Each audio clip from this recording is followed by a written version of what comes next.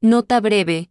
No puedo generar las 15.0 palabras completas en una sola respuesta aquí, pero te entrego a continuación una narración extensa y continua en primera persona, con el tono y los elementos que pediste. Si quieres, continúo inmediatamente con la siguiente parte. Empecé a entender que algo iba mal la tarde que me quedé clavada en la puerta de mi propia casa, con la mano apoyada sobre la placa de latón donde mi apellido todavía brillaba. La cerradura se dio con un clic como si la casa misma hubiera decidido no reconocerme. Detrás de ella, mi hermano Álvaro sostenía la llave, el gesto simple convertido en un decreto. No puedes entrar, dijo sin más miramientos, y en su voz había la calma de quien ya ha decidido que la realidad debe ajustarse a su voluntad. ¿Qué quieres decir con no puedo entrar? Pregunté, porque la estúpida costumbre de pedir explicaciones me daba tiempo para respirar.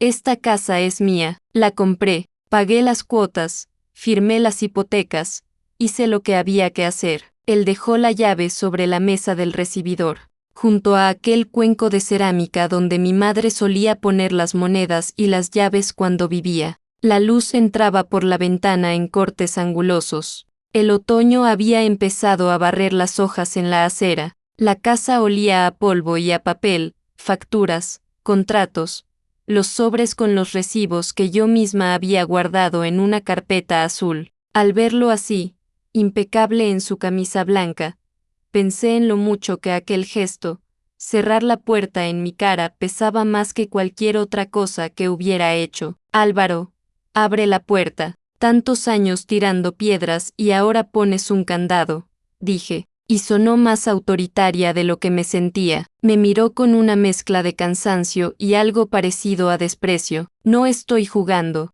Ana, salvo que quieras discutir esto frente a la gente, deberías marcharte. Tengo órdenes, órdenes. La palabra rebotó contra las paredes y empezó a deshilachar la memoria de los últimos meses, las llamadas con bancos, las cartas legales, la voz de mi abogado que me decía que todo estaba en trámite. Había pasado noches insones mirando la carpeta azul, las transferencias, los extractos donde mi nombre aparecía como pagadora. Me repetía a mí misma que había sido sensata, que había sacrificado otras cosas para pagar la casa donde habíamos crecido, la casa que mi madre había empapelado, donde el verano olía a membrillo y la cocina siempre estaba sin cerrar. ¿Qué órdenes? ¿De quién? Pregunté, porque mientras hablábamos el corazón me golpeaba con una violencia nueva. Se echó hacia atrás contra el respaldo de una silla,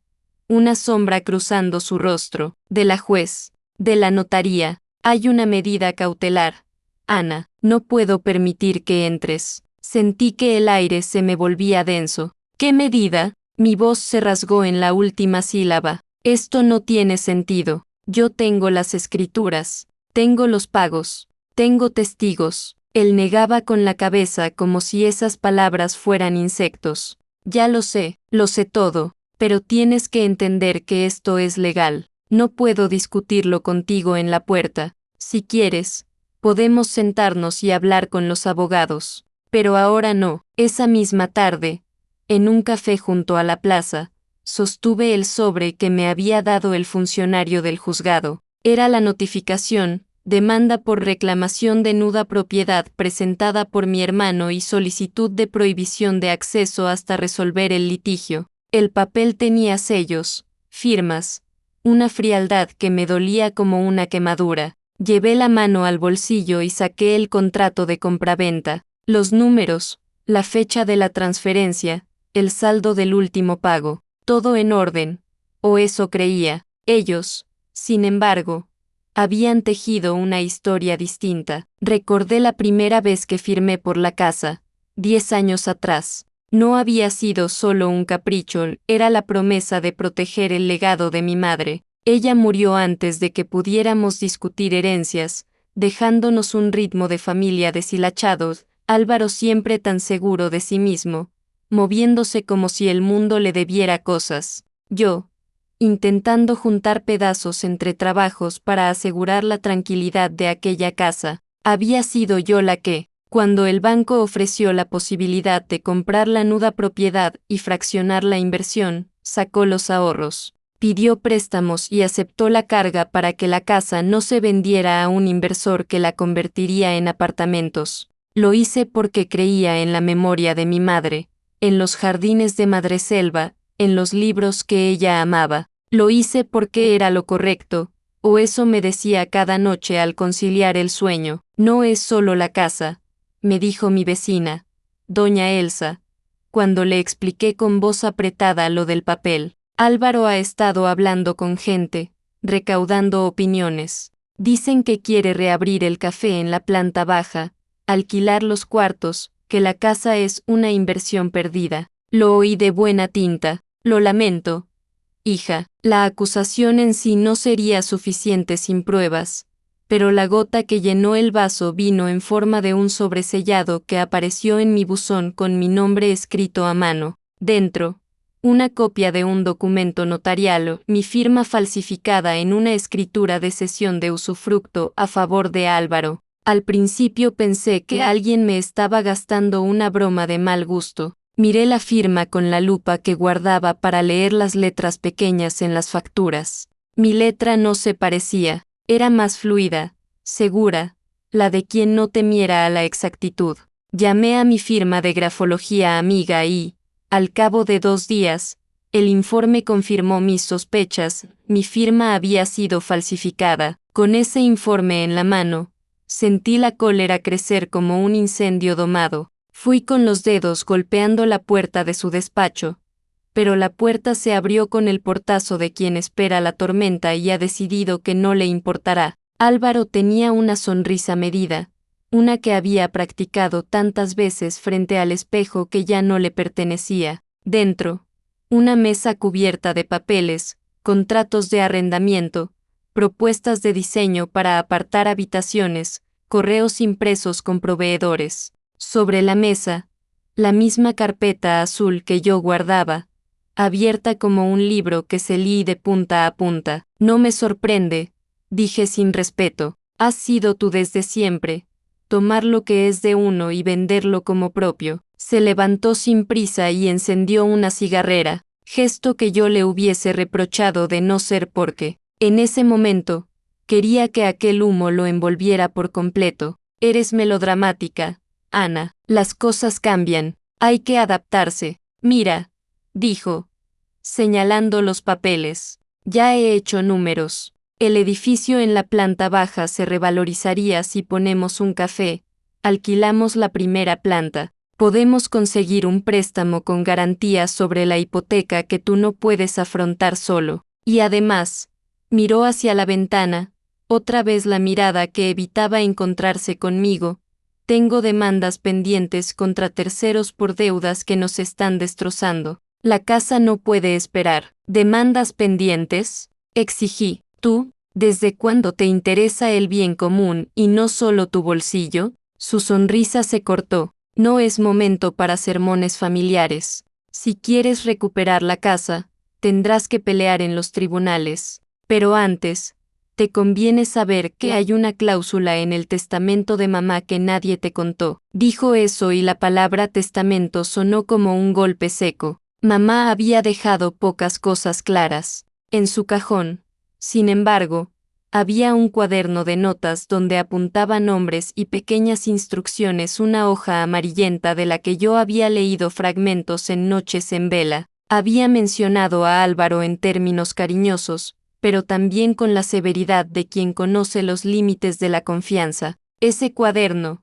pensé, debía ser mi última arma. Así empezó la investigación casi clandestina que sería, en el fondo, una forma de volver a encontrarme. Llamé a Luisa, una amiga abogada de la universidad, una mujer que nunca sonreía cuando la justicia flaqueaba. Le expliqué lo que sabía, mostrándole fotocopias de la firma, del documento notarial. Ella frunció el ceño y dijo 2 palabras que me pusieron los pelos de punta: medida cautelar. Si Álvaro presentó documentación falsa y consiguió un embargo o una medida, la juez puede prohibirte la entrada provisionalmente, pero si demostramos la falsificación, suspendemos la medida, dijo. Necesito que traigas todo lo que tengas, movimientos, testigos, el informe grafotécnico, y procura no hacer ruido. Si Álvaro se entera, puede ocultar más cosas. Fue entonces cuando ocurrió lo que podía haberme roto o fortalecido.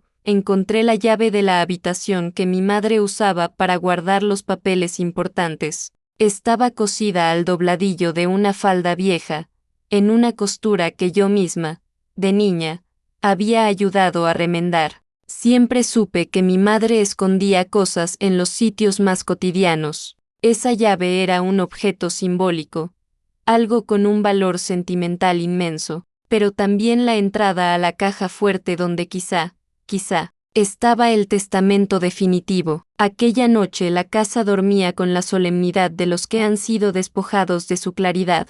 Entré sin hacer ruido por la puerta trasera. La cerradura todavía giró con la confianza de los gestos antiguos. Las escaleras crujieron como si se me quejaran. En la mesita junto a la cama encontré la caja de madera que mi madre usaba para guardar botones, notas y el diario de los recados. La abrí y dentro, en un sobre, el nombre de la notaría, la fecha de la última modificación del testamento, 2 meses antes de morir. Las manos me temblaron al leer las líneas. Mamá había dejado instrucciones precisas. La casa quedaba en usufructo a mi favor siempre que yo mantuviera su estado como vivienda familiar. Si se proponía su venta o la conversión en apartamentos, el usufructo podría revertir a un fideicomiso dedicado a la preservación del patrimonio cultural del barrio. Además, había una cláusula que imponía mediación familiar obligatoria antes de cualquier desalojo. La casa es memoria,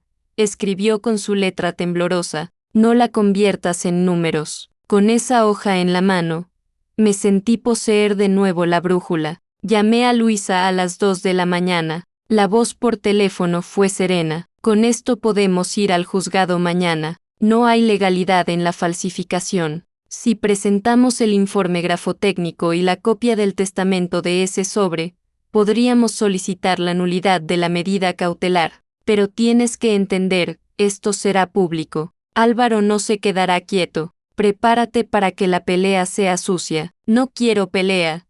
Quiero la casa, le dije, aunque por dentro sabía que aquello sería una pelea y algo más, una exposición de heridas viejas. Los días siguientes fueron una escalada tensa. Álvaro contrató a un bufete conocido. Yo, a regañadientes, acepté que Luisa me acompañara a la vista. Había vecinos que murmuraban en las escaleras, la voz de la señora Elsa en la farmacia, el rumor que llegaba a la plaza como una mala cosecha. En el juzgado todo era burocracia, papeles, formularios sellados, preguntas administrativas. Pero cuando el juez abrió la vista y vio el informe grafotécnico y la copia del testamento, sus cejas se juntaron como si se frunciera una tela. Señor Karsten, dijo el juez dirigiéndose a Álvaro, ¿cómo explica usted la discrepancia entre la firma depositada en notaría y los movimientos del registro? Álvaro se mostró convertible,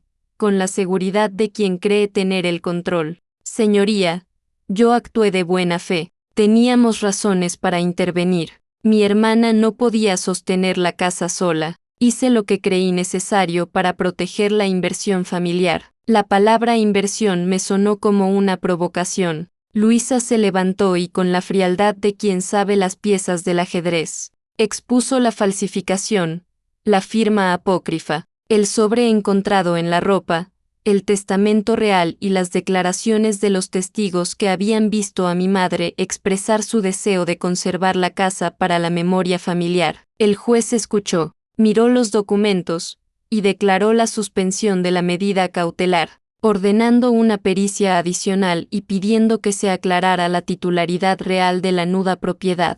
Salimos del juzgado con la sensación de haber ganado una batalla en una guerra más larga. Álvaro no habló. Quebró un silencio con el ruido de su coche arrancando. Esa noche celebré con una sensación agridulce, porque ganar una medida cautelar no significa ganar la batalla del alma. Cuando volví a la casa con la llave que yo misma había cosido en la falda de mi madre, noté algo en la cocina, una taza de porcelana rota, como si alguien hubiera estado buscando desesperadamente. En el suelo, uno de los cajones vacíos, los papeles que había puesto en el sobre estaban desaparecidos. Fue entonces cuando comprendí que la historia no era solo de escrituras y papeles, sino de memoria y de heridas. Álvaro había hecho lo que la ambición suele hacer, buscar los pliegues de la debilidad y abrirlos. Y yo, que creía que la justicia era una línea recta, descubrí que es un entramado de sombras donde la verdad se sostiene a tiras y a retazos. Comencé a hablar con vecinos de manera más abierta. El panadero, que me habló de cómo Álvaro había llegado con promesas. La bibliotecaria que recordaba cuando mi madre organizaba lecturas en la sala. Incluso el joven que cuidaba las rosas del jardín dijo haber recibido una oferta para que las arrancara y dejar sitio para mesas. Las piezas del mosaico empezaron a encajar demasiado bien para mi gusto. No se trataba solo de una venta, sino de vaciar la casa de su sentido para convertirla en producto. Reunía un pequeño grupo de aliados: Luisa, claro, Alex, el amigo de adolescencia que ahora trabajaba como inspector en la municipalidad, y Soraya, una antigua compañera de trabajo que había perdido su casa en una reestructuración y que sabía de contratos como quien conoce plantas venenosas. Juntos empezamos a reconstruir la defensa no solo desde lo legal sino desde la comunidad.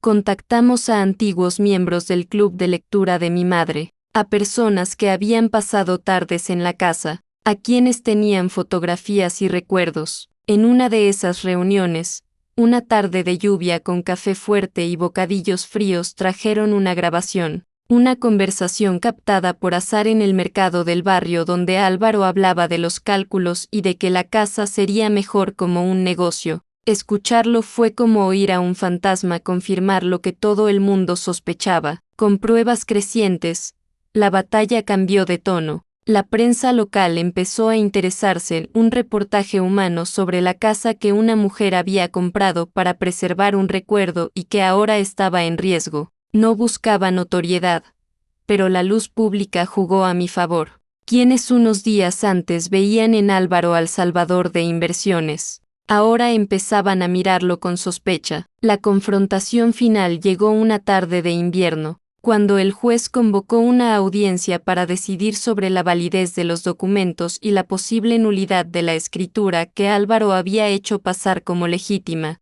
En la sala, el aire olía a papel y a café barato. Álvaro llegó con el porte de siempre, pero con los hombros tensos. Cuando le tocó hablar, la máscara de seguridad se quiebra. Se le vio humano, pequeño en su sinceridad. No la quise fuera, dijo en voz baja. Yo creí que protegía la casa. Ella se estaba descomponiendo. Pensé que si la convertía, por ejemplo, en habitaciones para huéspedes, la gente pagaría y no habría que venderla. Tenía miedo. Su voz reveló la grieta. No pidió perdón con palabras floridas. Su arrepentimiento fue escaso, frío, pero auténtico en su miedo. Yo me di cuenta entonces de una verdad terrible.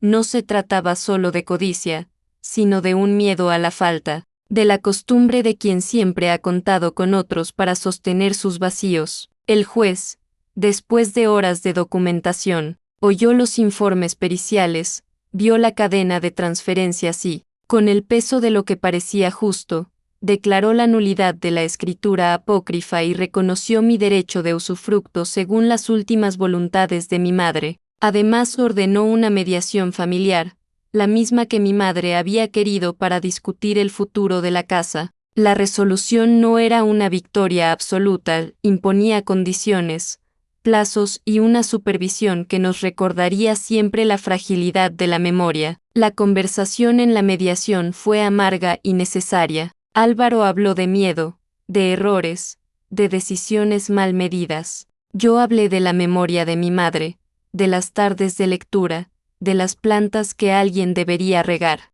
Hubo lágrimas, sí, pero también momentos en los que la antigua familia parecía volver a asomarse entre las ruinas. Al terminar, salí de la sala con la sensación de que algo había cambiado. La casa no estaba todavía salvada en su totalidad, quedaban reparaciones, la amenaza de demandas, la sombra de la desconfianza, pero había un acuerdo que la protegía de la conversión inmediata. Más importante, la historia se había devuelto a las manos de quienes la habían vivido, sentada de nuevo en el umbral, con la llave colgando del cuello como un amuleto. Pensé en la falda donde mi madre la había escondido, la volví a coser en el dobladillo, como si al cerrar el hilo hubiese sellado algo más que tela. Las paredes aún guardaban ecos, conversaciones, risas, silencios. Con el tiempo las abriría a nuevos usos, pero siempre con la advertencia de pertenecer primero a la memoria. La reparación fue lenta, días de albañiles,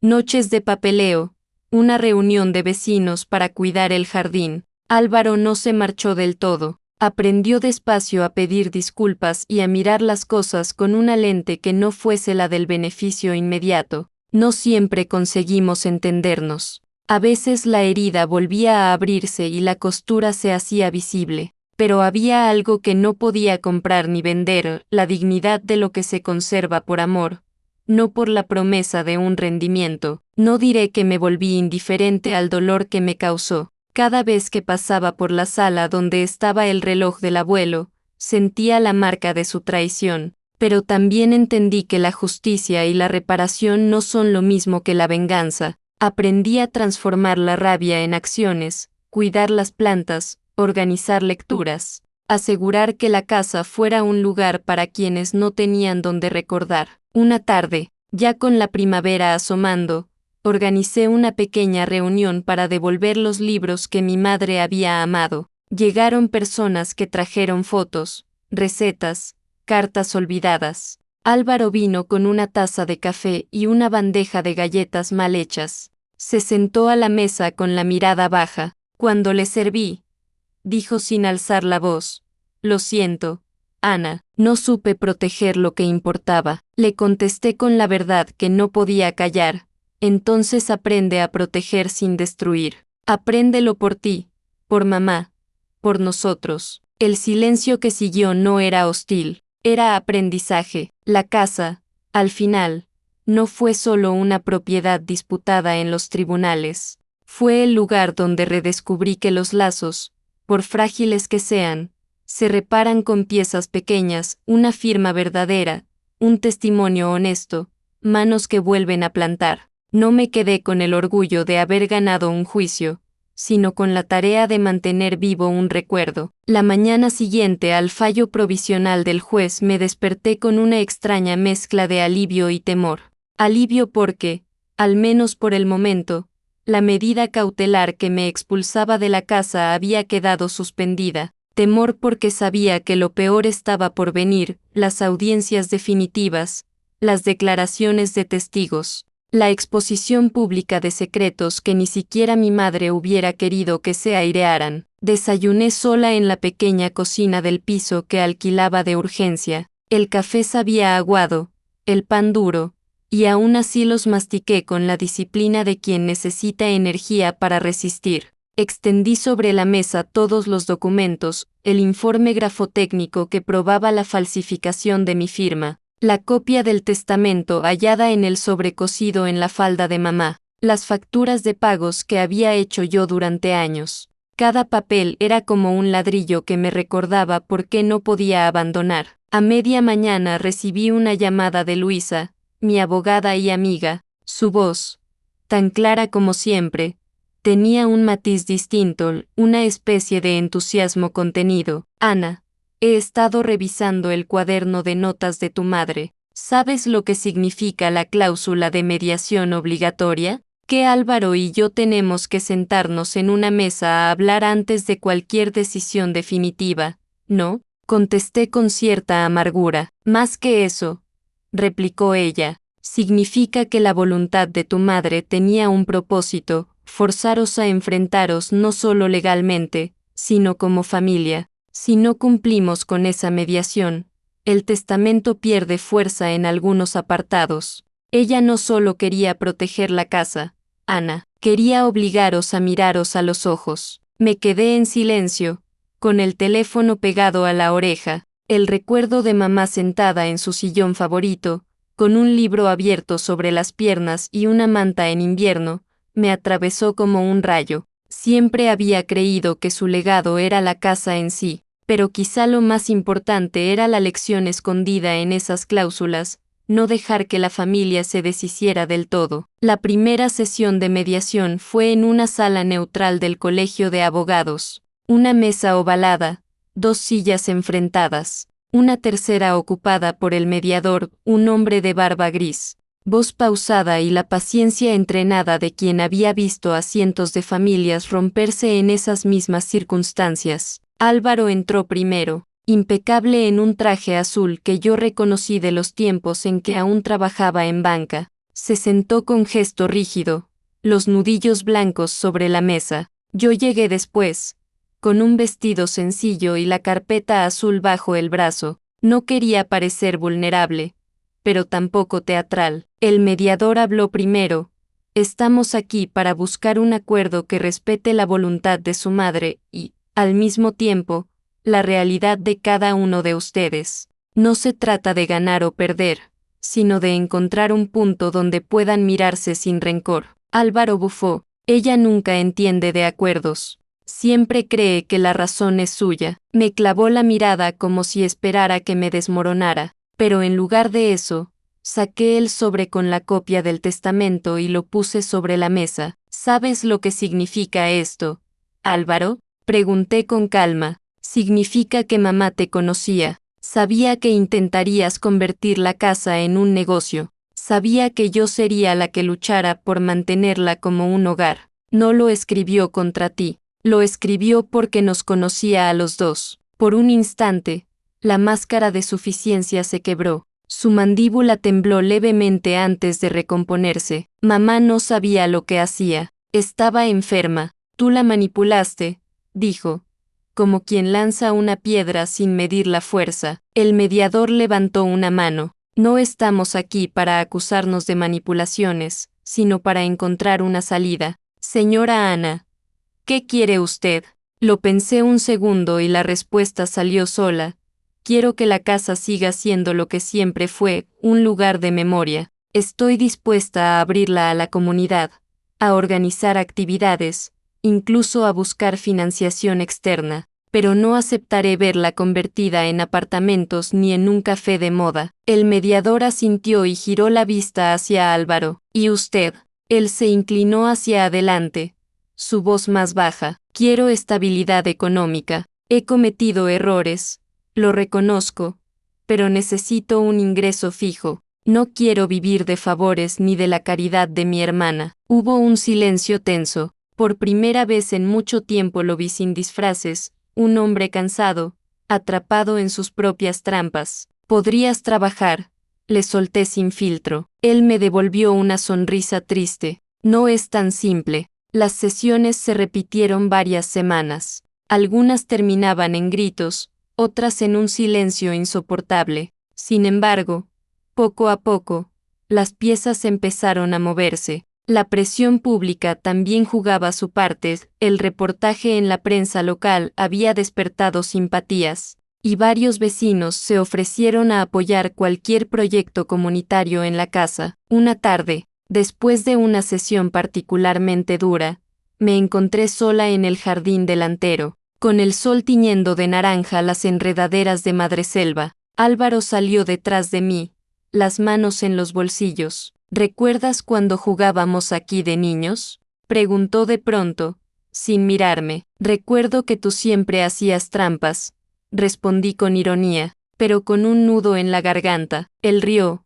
apenas un segundo, y esa risa me devolvió al niño que fue antes de que la ambición lo devorara. Tal vez mamá tenía razón, dijo. Tal vez la casa no debería ser un negocio. Lo miré sorprendida. ¿Lo dices en serio? Lo digo en serio, pero necesito que haya un lugar para mí también. No quiero que la gente me vea como el villano que perdió contra su hermana. Con la ayuda del mediador, trazamos un acuerdo. La casa se conservaría como espacio comunitario bajo mi dirección, con un fideicomiso que garantizara que no se vendería ni transformaría en apartamentos. Álvaro tendría un puesto en la administración de las actividades culturales, con un sueldo modesto pero estable. No era la victoria absoluta que yo había imaginado, pero sí una forma de honrar la memoria de mamá y, al mismo tiempo, darle a mi hermano una salida digna. Firmamos el acuerdo en la notaría, con las manos temblorosas y la tinta todavía húmeda. Cuando la pluma rozó el papel, sentí como si el peso de años enteros cayera sobre la mesa y se disolviera en silencio. El primer evento en la casa fue una lectura colectiva de los libros favoritos de mamá. El salón se llenó de vecinos, amigos, desconocidos que habían leído la historia en la prensa. Álvaro estaba allí, sentado en una esquina, con un semblante extraño, orgullo y vergüenza mezclados.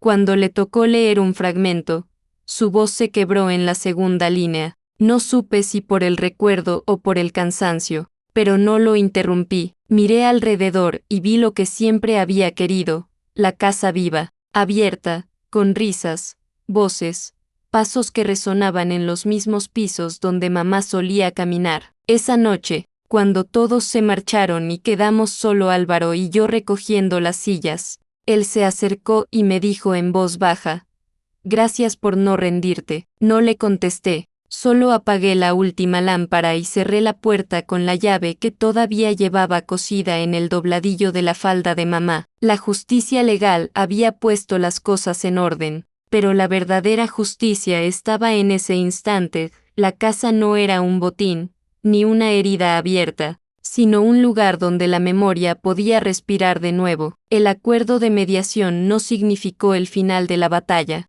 Los tribunales aún tenían que emitir un fallo definitivo sobre la validez del testamento, la falsificación de firmas y la titularidad plena de la casa. Mientras tanto, yo vivía con la sensación de tener un pie dentro y otro fuera, como si cada día en la casa fuese prestado. Me levantaba temprano, recorría las habitaciones con la calma de quien acaricia heridas abiertas. El parquet crujía bajo mis pies y me recordaba los inviernos en que mamá nos hacía correr para entrar en calor, encendiendo apenas una estufa eléctrica para ahorrar. El olor a madera envejecida se mezclaba con el polvo de los años y, aún así, cada rincón parecía latir con vida. Álvaro venía algunos días, pero nunca a primera hora. Llegaba al mediodía, con carpetas bajo el brazo, fingiendo eficiencia. Me hablaba de propuestas de actividades culturales, de cómo había contactado a un par de antiguos conocidos suyos para dar conferencias.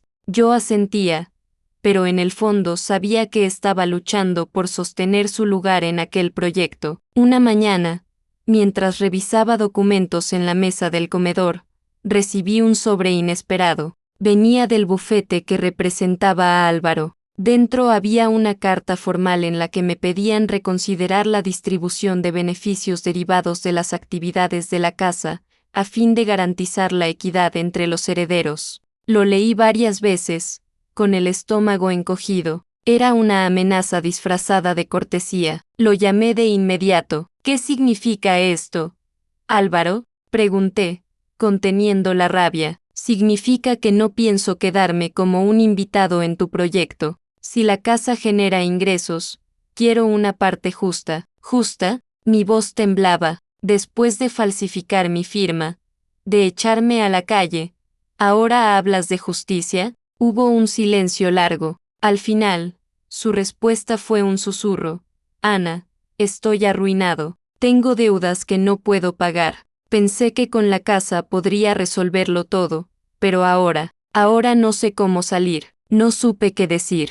La confesión no borraba lo que había hecho, pero lo mostraba desnudo, sin máscaras. El juicio final se fijó para 3 meses después. Luisa y yo trabajamos sin descanso. Revisamos cada documento, contactamos a grafólogos, trajimos testigos que habían visto a mi madre escribir de su puño y letra. Álvaro, por su parte, insistió en que ella había estado enferma y que yo la había manipulado. El día de la audiencia, la sala estaba llena. Vecinos, periodistas, curiosos. El juez escuchó pacientemente cada argumento. Cuando fue mi turno, me levanté con el corazón acelerado y hablé desde un lugar más profundo que la lógica.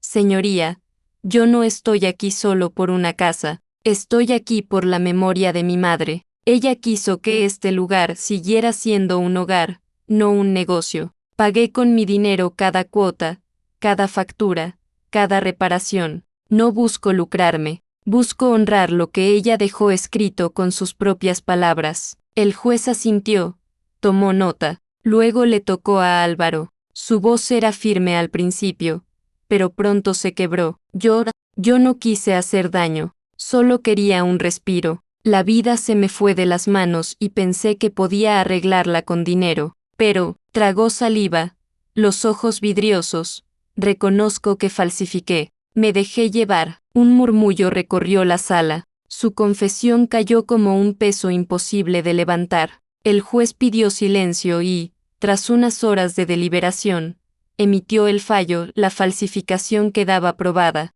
Álvaro sería investigado penalmente, aunque el juez recomendaba una salida negociada dado el vínculo familiar. El testamento de mamá se consideraba válido en todos sus términos. Yo era la usufructuaria legítima de la casa, con la obligación de mantenerla como espacio familiar y comunitario. El fallo fue una victoria, sí, pero no la sentí como un triunfo. Miré a mi hermano hundido en la silla, los hombros encogidos, y lo vi más derrotado de lo que cualquier sentencia podía reflejar. Los meses siguientes fueron de reconstrucción. La casa se convirtió poco a poco en un centro cultural del barrio. Organizamos talleres de lectura, exposiciones de fotografías antiguas, conciertos íntimos en el patio. Los vecinos se volcaron, traían recuerdos, donaban libros, compartían historias de mamá. Cada actividad era una forma de respirar. Álvaro, por su parte, aceptó trabajar en tareas administrativas. No fue fácil para él, acostumbrado a sentirse por encima, pero poco a poco, con la rutina, comenzó a encontrar cierto equilibrio. Lo veía archivar documentos, recibir a la gente con una sonrisa tímida, y pensaba que quizá aún había algo que salvar en él. Una noche, después de un evento en el que un grupo de niños leyó poemas, me lo encontré en la cocina fregando tazas. Tenía las manos mojadas y la mirada perdida. Nunca pensé que esto pudiera funcionar, me dijo de repente. Siempre creí que los números eran lo único real, pero ver a esos críos recitando, mamá tendría razón. Me quedé callada, observándolo. Por primera vez no vi al hermano ambicioso ni al enemigo legal. Vi a un hombre cansado, que empezaba a aceptar que el valor no siempre se mide en euros. El verdadero cierre llegó un año después, en el aniversario de la muerte de mamá. Organizamos una gran reunión en la casa. El salón estaba lleno de gente, las paredes adornadas con fotografías suyas. Álvaro y yo nos sentamos juntos en la primera fila mientras una vecina leía en voz alta uno de los fragmentos que mamá había dejado en su cuaderno. La casa es memoria. Que las paredes no sean negocio, sino testigos de lo que somos. Si alguna vez olvidáis esto, recordad que la riqueza no está en los ladrillos, sino en lo que compartimos dentro de ellos. Sentí un nudo en la garganta. Álvaro se pasó la mano por los ojos, disimulando una lágrima. Nos miramos en silencio y, por primera vez en mucho tiempo, ese silencio no fue hostil. Fue un puente. Hoy la casa sigue en pie, abierta, llena de voces. No todo está resuelto. Mi hermano aún lucha con sus fantasmas, y yo sigo aprendiendo a perdonar sin olvidar. Pero cada vez que giro la llave en la cerradura, la misma que cosí en el dobladillo de la falda de mamá, recuerdo que, a pesar de todo, he recuperado mi dignidad. He aprendido que la justicia no siempre llega en cifras ni en sentencias, sino en la posibilidad de entrar a tu propio hogar con la cabeza en alto, y eso, al final, es lo que nadie podrá arrebatarme. La primera audiencia formal del juicio definitivo comenzó en una sala más grande de lo que esperaba. Había bancos de madera ocupados por vecinos curiosos, periodistas con libretas abiertas, y un murmullo constante que se detenía cada vez que la puerta chirriaba. Al entrar, sentí que todos los ojos me seguían. No era solo una disputa legal, se había convertido en un espectáculo del barrio. Álvaro apareció minutos después, con un traje impecable y la barba recortada al milímetro. Caminaba con esa arrogancia que conocía bien, la de alguien que finge estar en control aunque el suelo bajo sus pies tiemble. Se sentó frente a mí, evitó mi mirada y comenzó a ordenar sus papeles como si fueran piezas de ajedrez. El juez abrió la sesión con un tono seco.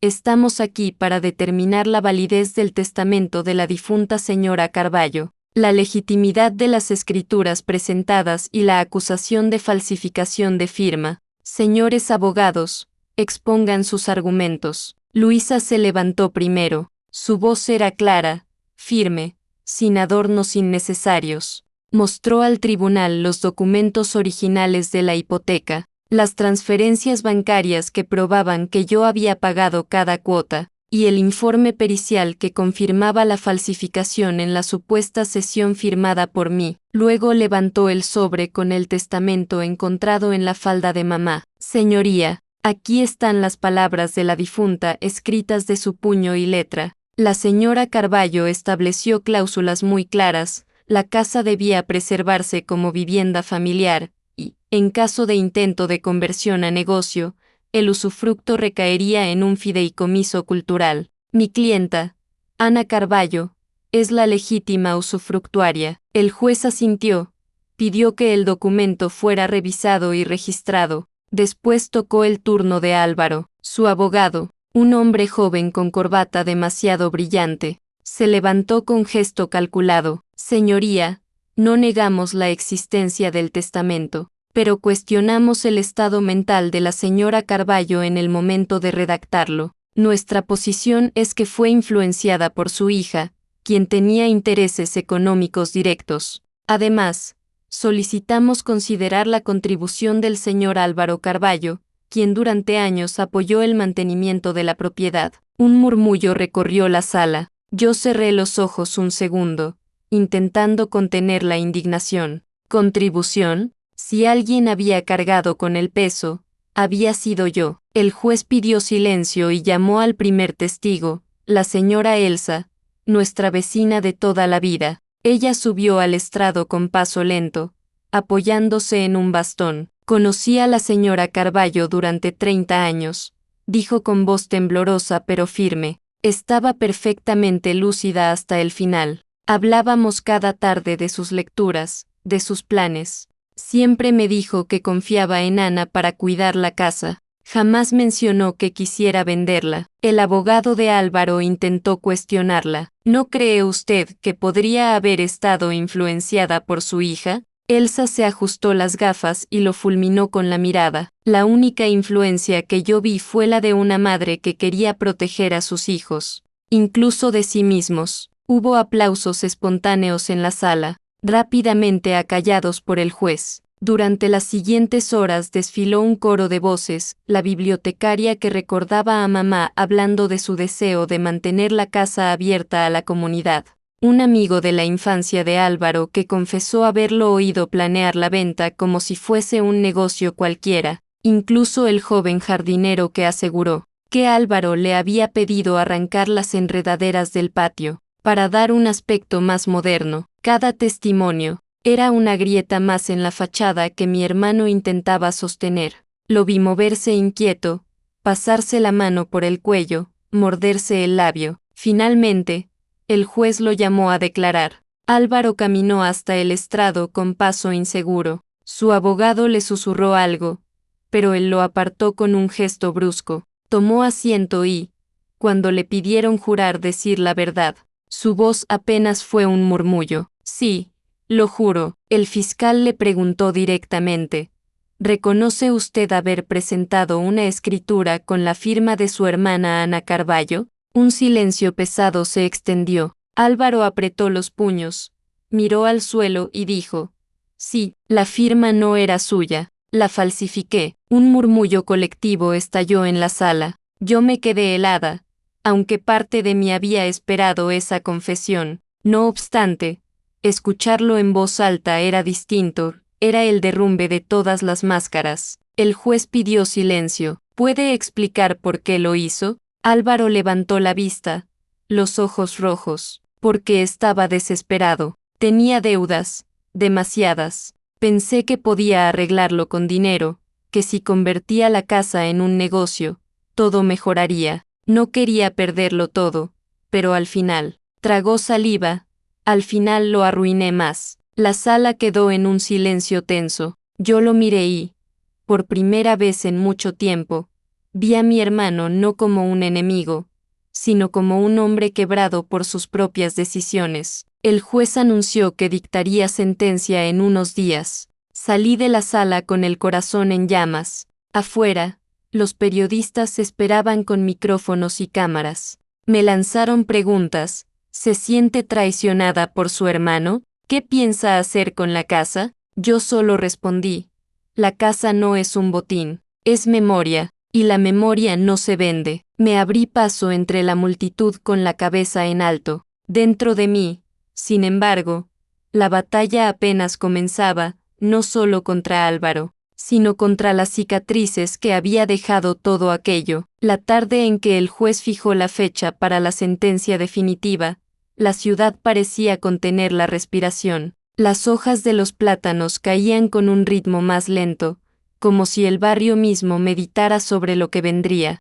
La prensa local ya no hablaba de pelea familiar en términos neutrales, me pintaban como la guardiana de la memoria, a Álvaro como el hombre que había apostado la casa y perdía. Esa narrativa tenía filo, a veces ayudaba, otras veces lastimaba. Antes de la audiencia final, nos citaron para una inspección técnica de la propiedad. Era un trámite legal, pero también una forma de comprobar que la casa no había sufrido alteraciones ilegales. Un perito recorrió las habitaciones con una lupa profesional, midió humedades, cotejó contratos de obras. Mientras lo hacía, noté la atención de varios periodistas que, sin disimulo, tomaban fotos de los detalles más íntimos: el reloj del abuelo, las viejas estanterías empotradas, el papel pintado de la salita con flores. Eran imágenes que iban a acompañar el relato en los periódicos. La manera en que la casa se mostrara podría inclinar la opinión pública. Esa mañana,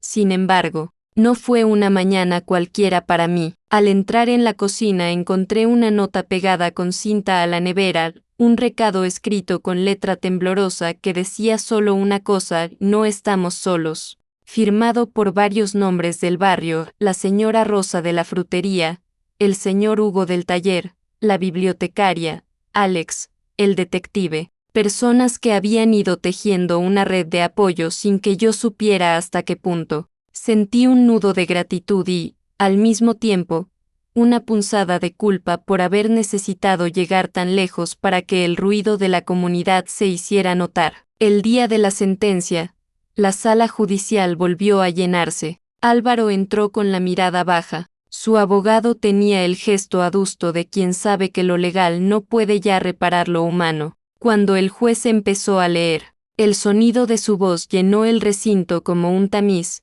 Explicó las pruebas, reiteró la falsificación, expuso la voluntad testamentaria de mi madre y, finalmente, dictaminó la nulidad de la escritura falsificada. Además, sugirió medidas para la restitución de daños y la imposición de sanciones proporcionales a la conducta del acusado, pero también añadió una frase que me quedó grabada: el tribunal busca, cuando es posible, restaurar no solo el bien, sino las relaciones. La ley no es venganza. Las cámaras captaron mis ojos húmedos, pero secos. Salí del tribunal con la sensación de que algo esencial había cambiado. La luz fuera era distinta, más nítida. Los vecinos me rodearon con abrazos espontáneos. Álvaro, por su parte, fue escoltado por un policía hasta la salida lateral. No hubo gritos, no hubo escenas espectaculares, solo la limpidez de la derrota. En su rostro no había rabia ahora,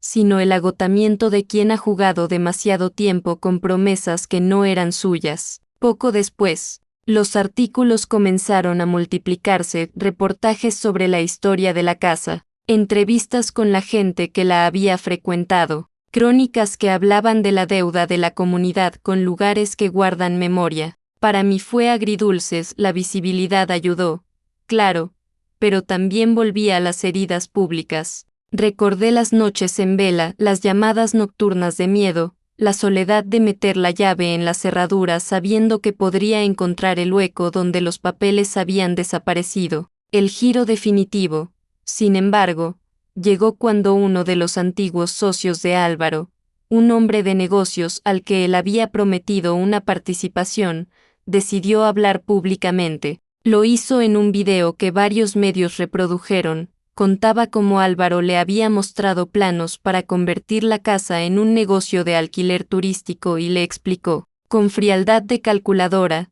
cómo monetizar cada rincón. Sus palabras fueron gasolina. La comunidad, que ya sospechaba algo, se indispuso con más fuerza. Entender que había habido planes tan fríos para el hogar donde tantos habían celebrado bautizos y cumpleaños fue una traición colectiva. Enfrentado a la evidencia y con la presión mediática, Álvaro se hundió por completo. Los proveedores a los que había comprado muebles a crédito comenzaron a reclamar pagos, y su reputación profesional se resquebrajó. Algunos de sus contactos lo abandonaron, otros exigieron responsabilidades. La caída fue rápida, llamadas enojadas, cuentas embargadas. La sensación de que el mundo que había construido con fantasías de riqueza se deshacía en manos. Esa fue la parte cruel de la victoria, verlo reducido, no por justicia ciega, sino por la suma de sus decisiones. Sentí compasión y rabia a la vez.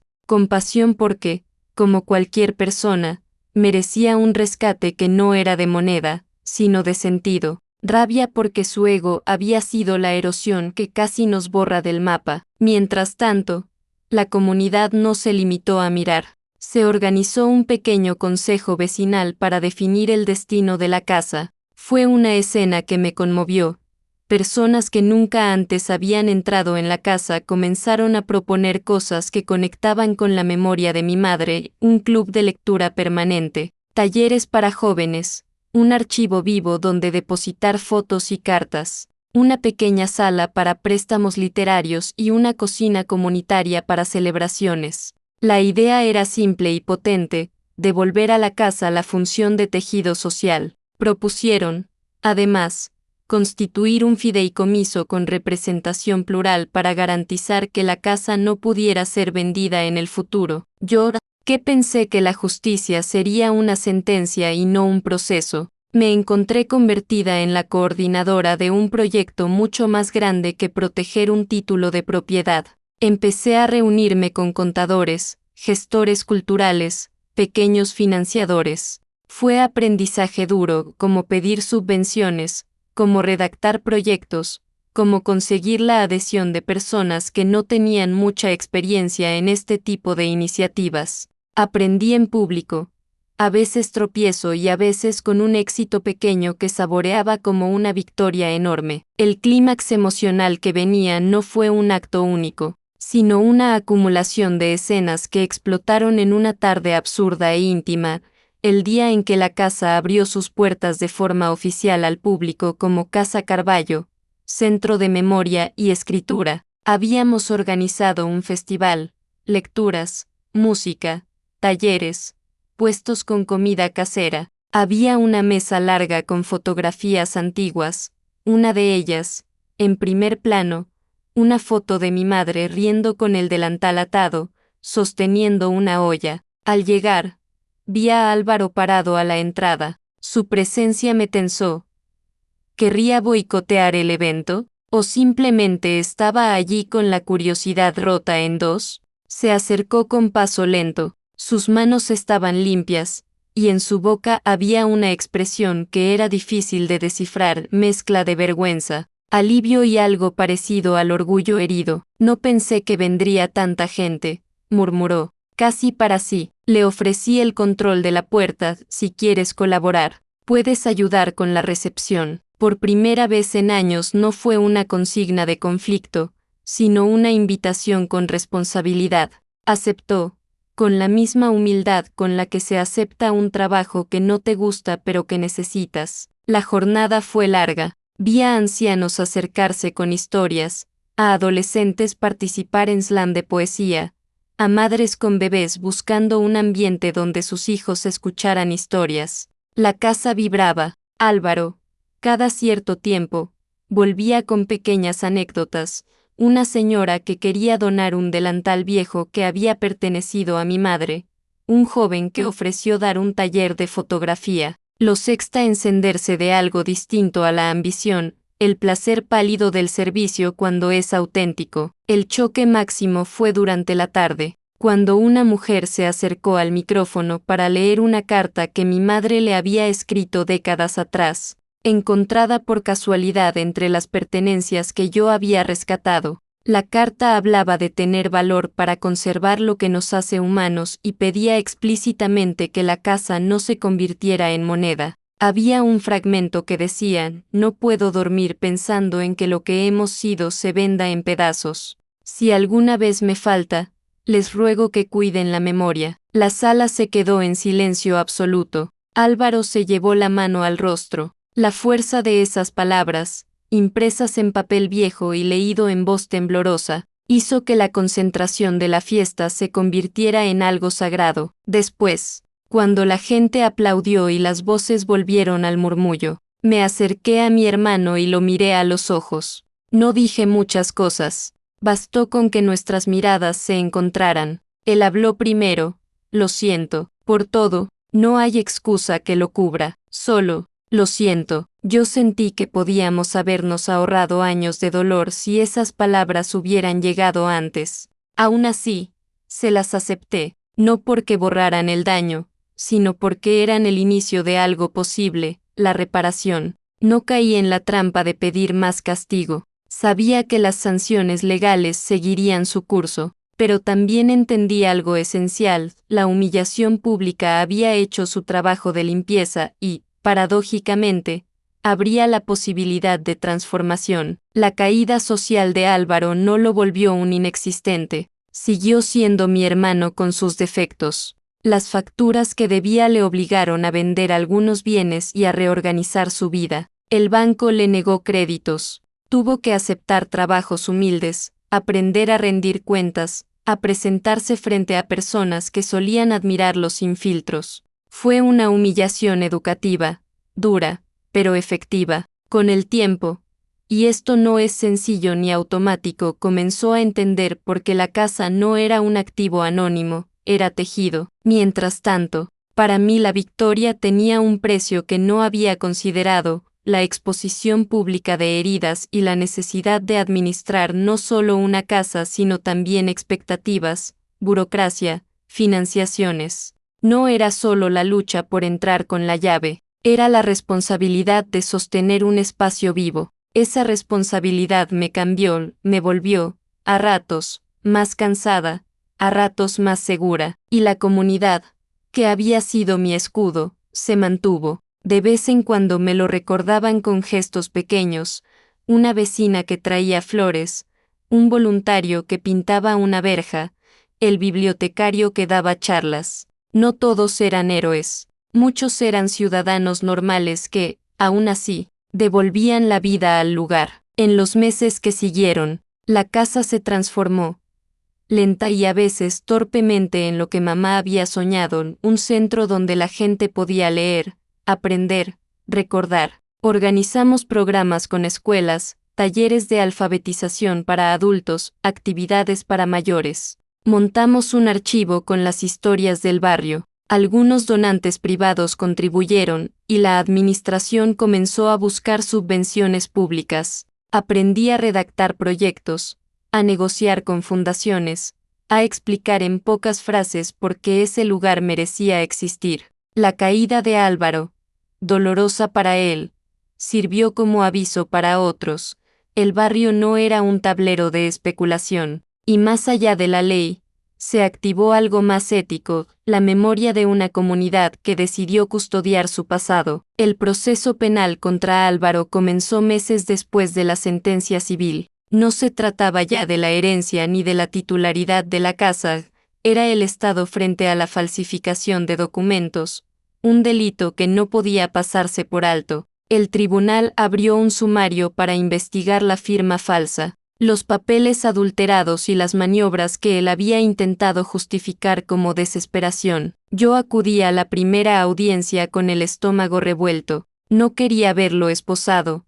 No quería que su nombre apareciera en los periódicos como un criminal. A pesar de todo lo que había hecho, seguía siendo mi hermano. Sin embargo, al mismo tiempo, no podía ignorar que había puesto en riesgo no solo mi estabilidad, sino la memoria de mamá y la dignidad de toda la familia. Álvaro entró escoltado, con un traje gris arrugado. Ya no era el hombre impecable que se pavoneaba en los pasillos. Tenía el rostro demacrado, los ojos hundidos. Cuando el juez le preguntó si reconocía los hechos, respondió con voz apagada: sí, los reconozco. El fiscal pidió una pena de prisión atenuada por colaboración y arrepentimiento. Luisa, que también asistió como observadora, me susurró: si hay suerte, recibirá una condena reducida y trabajos comunitarios. Yo asentí, sin saber si eso me aliviaba o me dolía. Los días siguientes fueron un desfile de memorias mezcladas con ansiedad. Recordaba a mi hermano de niño, tirando de mi mano en el patio, riendo cuando jugábamos a escondernos en los armarios. Esa imagen se superponía con la del hombre serio que me cerró la puerta en la cara, con el abogado que intentó despojarme de la casa, con el acusado derrotado que ahora pedía perdón a medias. El clímax emocional llegó en la tercera audiencia penal, cuando el juez ofreció a las partes un turno de palabra final. Álvaro se levantó con dificultad, miró al suelo primero, luego al frente. Su voz fue un hilo que se fue engrosando con cada frase. Yo falsifiqué. Lo hice con la soberbia de creer que podía arreglar mi vida con un atajo. Creí que el dinero podía comprar dignidad. Me equivoqué. No me excuso. Engañé a mi hermana. Engañé a la memoria de mi madre. Engañé a mí mismo. Y lo peor es que casi destruyo lo único que de verdad nos quedaba, la casa que era de todos. Se detuvo. Respiró hondo. Miró hacia mí por primera vez en semanas. Ana, dijo, con la voz quebrada, no espero tu perdón, pero sí tu verdad. Las miradas de la sala se clavaron en mí. El juez hizo un gesto invitándome a hablar. Me levanté. Sentí que las piernas me temblaban, pero avancé con la fuerza de los recuerdos. No puedo olvidar lo que hiciste, Álvaro. Me humillaste.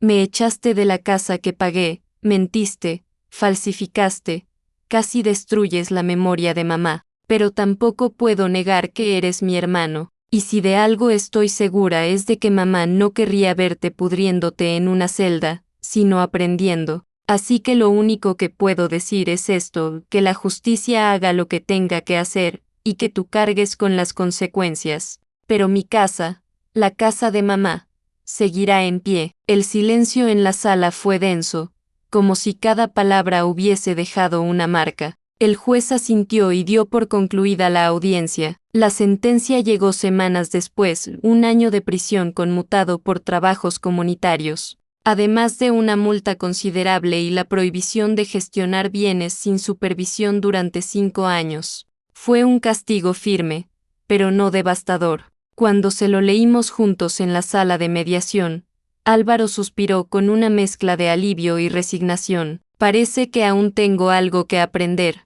murmuró. Durante ese tiempo, yo me volqué en la casa. El proyecto cultural creció, abrimos un archivo de historias orales, organizamos talleres de escritura para adolescentes, invitamos a poetas y artistas del barrio. Cada actividad llenaba las habitaciones de voces nuevas. La casa ya no era solo un refugio mío, era un centro que respiraba con la comunidad. Álvaro cumplió su condena trabajando en la biblioteca municipal, ordenando libros, registrando préstamos, ayudando en talleres de alfabetización. Paradójicamente, lo sexta transformarse en esos meses más de lo que había cambiado en toda su vida. Cuando venía a visitarme después de sus jornadas, traía anécdotas de ancianos que aprendían a leer, de jóvenes que descubrían la poesía. Era un hombre distinto, cansado, pero menos vacío. Una tarde, lo encontré sentado en el patio de la casa,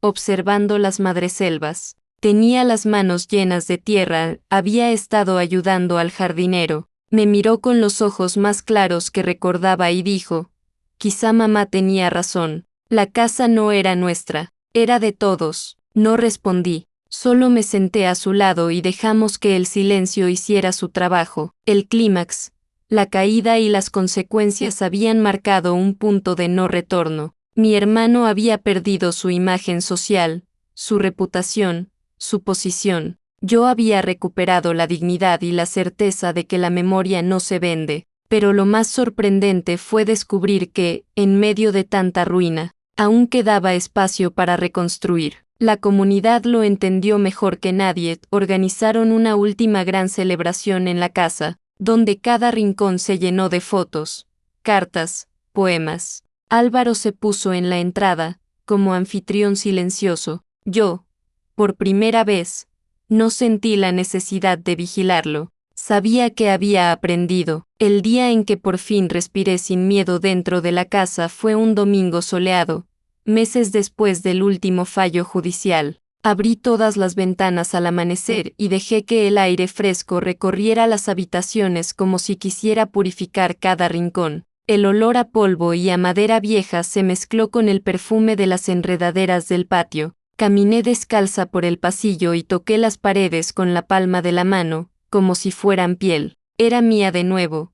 Pero más que eso, era un espacio que había sobrevivido al intento de ser convertido en mercancía. La comunidad ya se había apropiado de ella. Cada semana había talleres de lectura, pequeños conciertos, encuentros de vecinos. Las risas de los niños resonaban en el patio. Las voces de los mayores llenaban el salón con recuerdos que parecían cuentos. Yo observaba desde un rincón, sintiéndome testigo de algo que iba mucho más allá de mi propia lucha. La casa había dejado de ser un campo de batalla para convertirse en un refugio colectivo. Álvaro, entretanto, cumplía su condena de trabajos comunitarios. No fue fácil para él, acostumbrado a los despachos y al reconocimiento. Lo sexta regresar agotado después de largas jornadas en la biblioteca, con polvo en las manos y el olor a tinta en la ropa, pero también lo vi distinto, más callado, menos arrogante, incluso agradecido. Una tarde se presentó en la casa con una caja en brazos.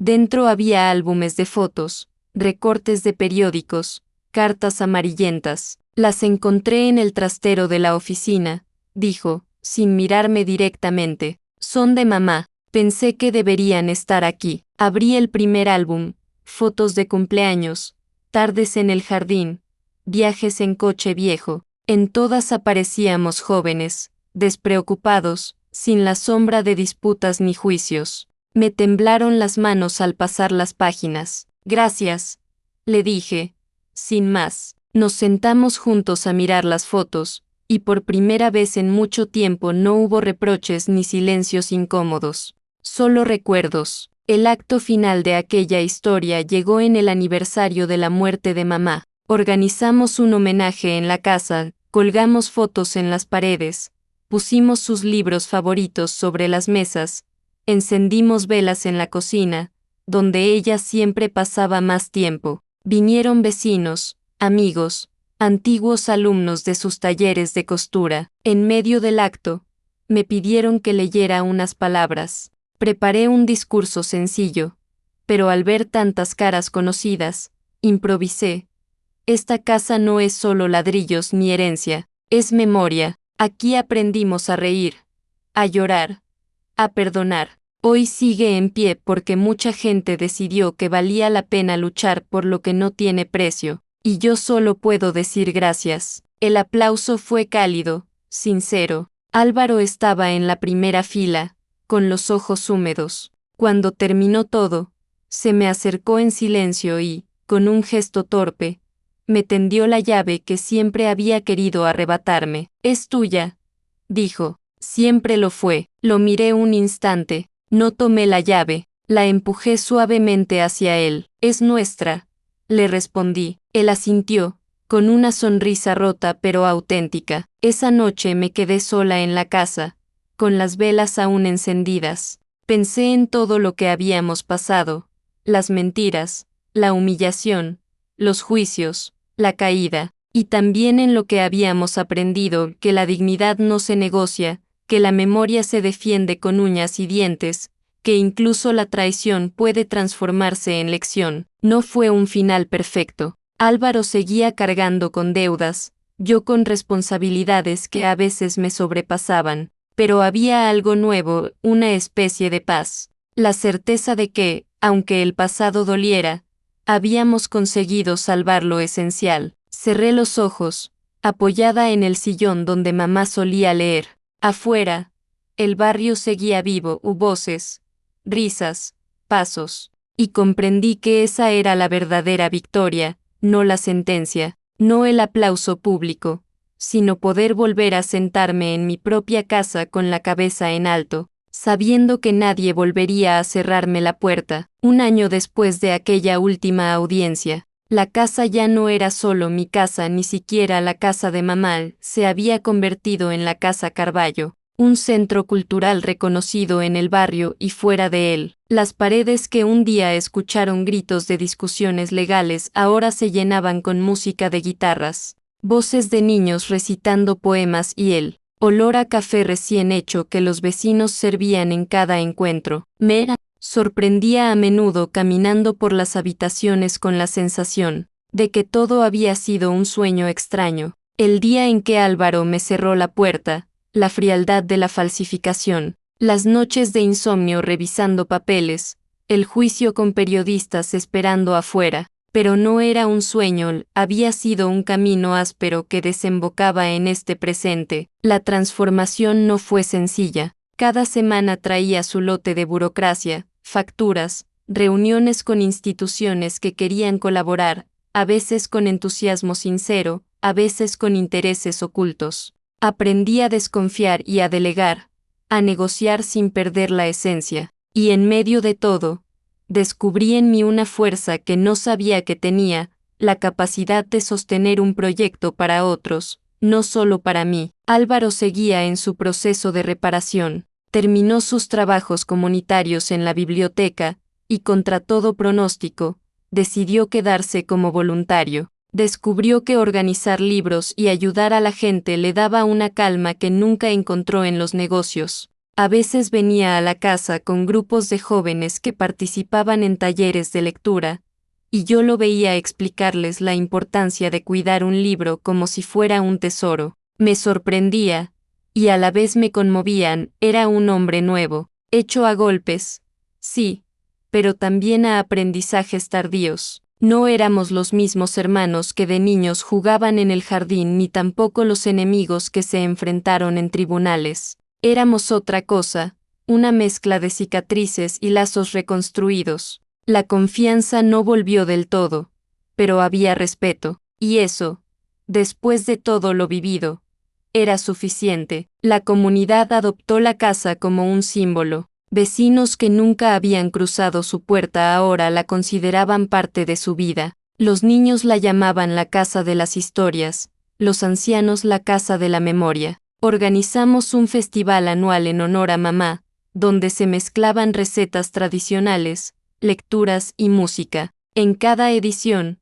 alguien encontraba un nuevo recuerdo para compartir, una foto guardada, una carta olvidada, un objeto que había pasado de mano en mano. Yo, en esos días, me sentaba en el sillón de mamá, el mismo que había resistido mudanzas y juicios, y observaba. No necesitaba protagonismo, el hecho de ver la casa viva era suficiente. La dignidad que creí perdida había regresado multiplicada, porque ya no era solo mía, era de todos. Una noche, al cerrar las puertas después de un evento, encontré a Álvaro en el patio. Estaba sentado en silencio, mirando las enredaderas iluminadas por la luz tenue. Me acerqué y me senté junto a él. ¿Recuerdas cuando mamá nos hacía regar estas plantas? Pregunté. Sí, dijo con una sonrisa cansada. Yo siempre intentaba escaparme y tú lo hacías por los dos. Reímos suavemente, y por un momento, el pasado dejó de ser herida para convertirse en anécdota. Ana, me dijo al cabo de un rato, no sé si algún día podrás perdonarme del todo. Lo miré y respondí con calma, tal vez no, pero lo que sé es que ya no te odio. Y eso es un comienzo. Él asintió en silencio, y ese silencio, por primera vez, no fue una barrera, fue un puente. Hoy, al contar esta historia, sé que la casa es mucho más que ladrillos. Es el lugar donde entendí que la justicia no siempre es un castigo, sino también la oportunidad de reconstruir, donde descubrí que la dignidad se defiende incluso cuando todo parece perdido, donde comprobé que la memoria no es un objeto heredado, sino una tarea diaria, compartida. Mi hermano perdió lo que creía que lo definía: dinero, prestigio, control, pero ganó algo más frágil y más verdadero, la posibilidad de empezar de nuevo desde lo sencillo. Yo, en cambio, recuperé mi voz, mi lugar y la certeza de que ninguna traición puede borrar la fuerza de la verdad. Y cada vez que giro la llave en la cerradura, esa llave que un día me fue arrebatada, que después recuperé y que ahora cuelga libre en un clavo junto a la puerta, recuerdo que el verdadero triunfo no fue quedarme con la casa, sino con la dignidad de poder abrirla para todos. Si esta historia te conmovió, te invito a suscribirte al canal y dejar tu comentario. ¿Qué habrías hecho tú si tu propio hermano intentara arrebatarte lo que con tanto esfuerzo construiste? Tu voz también forma parte de esta memoria compartida.